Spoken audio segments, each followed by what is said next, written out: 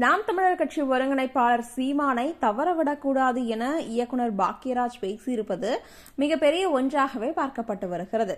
அதாவது விஜயகாந்திற்கு செய்த அதே அநீதியை மக்கள் யாரும் சீமானிற்கு செய்துவிடக்கூடாது என பாக்யராஜ் ஒரு சிறப்பு பேட்டியில் கூறியுள்ளார். இந்த ஒரு காணொளி தற்பொழுது சமூக வலைதளங்களில் மிக வேகமாக பரவி வருகிறது.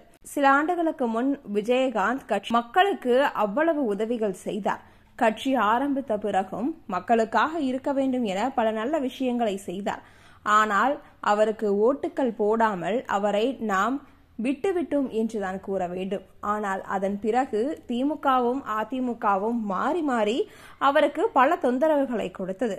அதே போலதான் தற்பொழுது நாம் தமிழர் கட்சி ஒருங்கிணைப்பாளர் அண்ணன் சீமான் அவர்களும் வளர்ந்து வரும் இந்த ஒரு சூழ்நிலையில் இந்த திமுக அதிமுக கட்சிகள் போன்ற பல கட்சிகள் பலவிதமான தவறுகளை அண்ணன் சீமான் அவர்களுக்கு செய்து வருகின்றனர் என்றுதான் கூற வேண்டும். அண்ணன் சீமான் அவர்கள் எது செய்தாலும் எது சொன்னாலும் அது தவறாகத்தான் இருக்க வேண்டும் என திமுக அதிமுக போன்றோர் தற்பொழுது கணித்து வருகின்றனர். விஜயகாந்திற்கு செய்த அநீதியைப் போலவே சீமானுக்கு செய்யக்கூடாது என்பதுதான் பாக்யராஜின் கருத்தாகவே உள்ளது. இந்த ஒரு காணொளியை தற்பொழுது சமூக வலைதளங்களில் மிகவும் பரப்பி வருகின்றனர்.